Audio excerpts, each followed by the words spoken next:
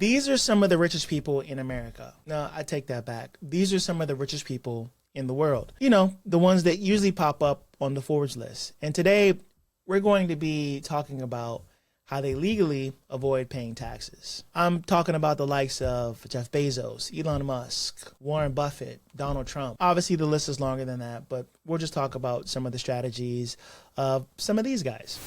Most of the time when you're talking about the subject of taxing the rich, they're usually vilified. And even though there's a ton of politicians trying to figure out how to tax them more, like Elizabeth Warren, AOC, Bernie Sanders, that's not what this video is going to be about. This video is going to be about what we can actually learn from some of the strategies that they're using so that we can do them too. That said, have you ever really asked yourself like how the rich pay less tax? Like actually sat down and tried to figure it out, like actually like read articles and like looked at some of the strategies that they're using? And have you thought to yourself like, hey, if they can use these strategies to not pay billions in taxes, and in some cases zero, how do I do the same thing? If you haven't thought about it, or you've thought about it a little bit and you haven't done any of that research, well, then today is your lucky day, because that's what we're going to be exploring, at least the legal parts. The mantra for this video is that if you can't beat them, if you can't beat the rich,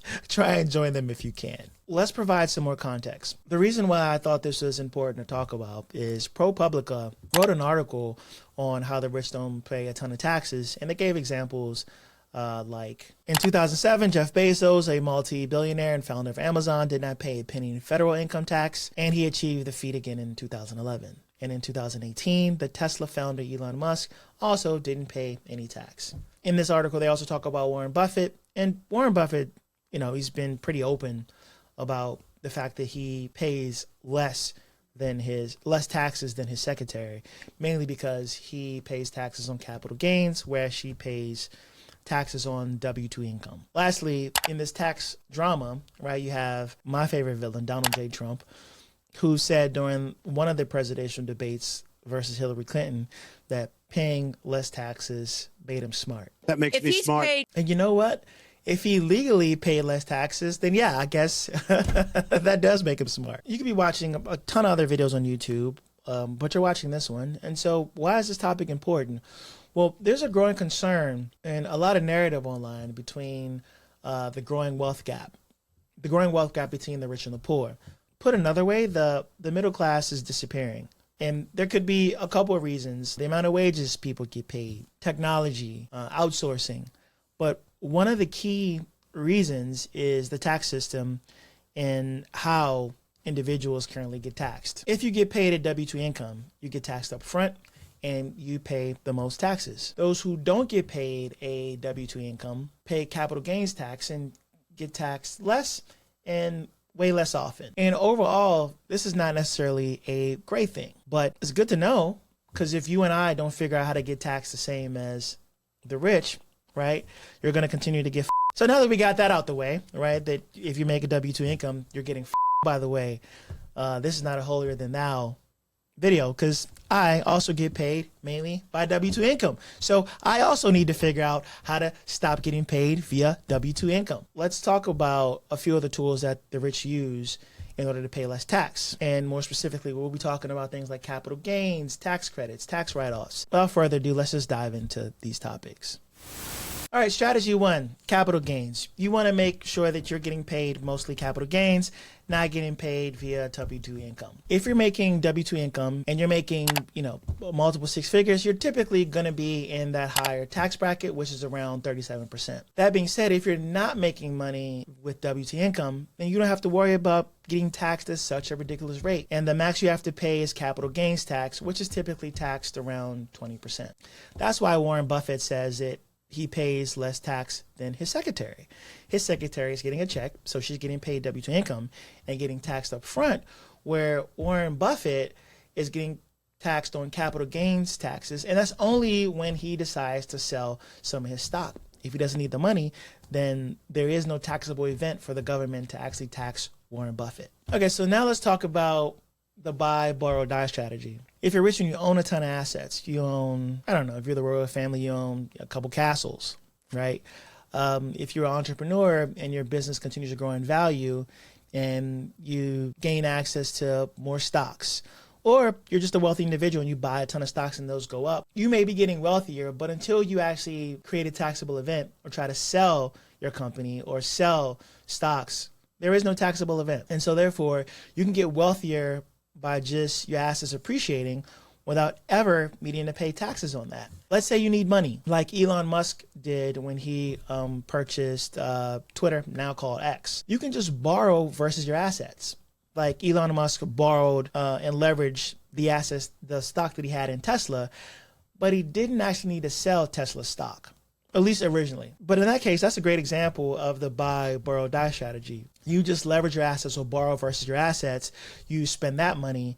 There isn't any taxable event. And when you die, then you can let the government and your heirs like even everything out. But in the meanwhile, you don't necessarily have to pay taxes at a crazy rate or even pay capital gains tax because, well, you're not actually cashing out. There's no way for the government to actually access that. Another strategy that the rich use are business credits. Donald Trump has been famous for using all sorts of business credits to reduce the amount of taxes that he has to pay. One of the funny ones that I read up on were leveraging conservation easements, where if you have historical property, you can actually gain tax credits to reduce your taxable income. And Donald Trump recently did this, or he did this. One of his strategies that he leveraged was he has a property in the Hamptons that was an older property that he called a historical property. And so therefore he was able to leverage conservation easements credits to reduce his tax bill.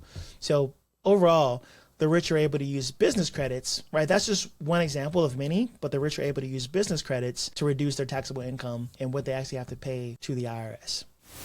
Now that we talked about those strategies, hopefully that was enlightening to you. And the reason why it's important to talk about these strategies, because if nothing changes, nothing changes. Using these strategies and many more, right? This was just a handful of strategies. Rich people can continue to make a ton of money without having to pay any tax, and there's nothing the government can actually do about it. However, that said, if you're a W-2 earner, you're getting screwed because you got to pay your taxes up front. Is there a resolution for this?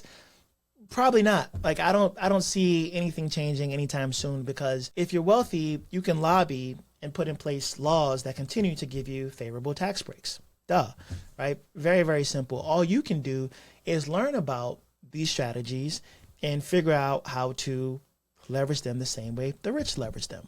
And if you're like, you know what, Kay, thanks for the data. This is great, but I'm too busy watching football. I'm too busy living my life.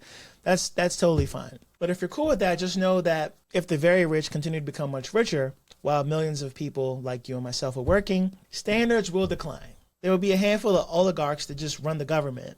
To me, it'd be something similar to like what's in like Russia. It's like Putin, a handful of oligarchs, and everybody else is kind of struggling. Not ideal, not a America that you want to live in. And while I would say I'm in the upper middle class, not at the point where I'm calling the tax shots. So would be beneficial to all of us to learn how these tax strategies work so we can actually use them also, so that doesn't happen, right? You wouldn't want to live in Russia. Neither would I. All right. Few takeaways from this video.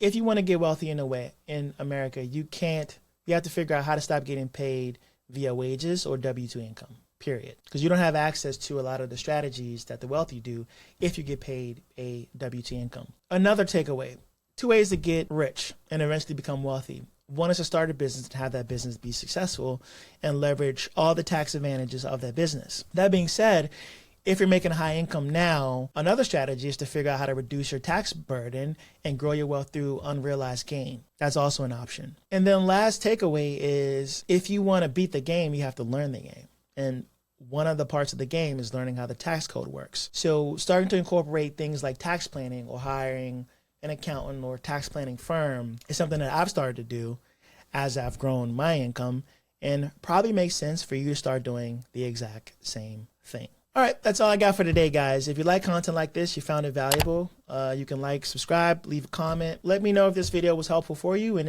if you want to see more videos like this. That said, make sure you like and subscribe, and I will see you in the next video. Until next time.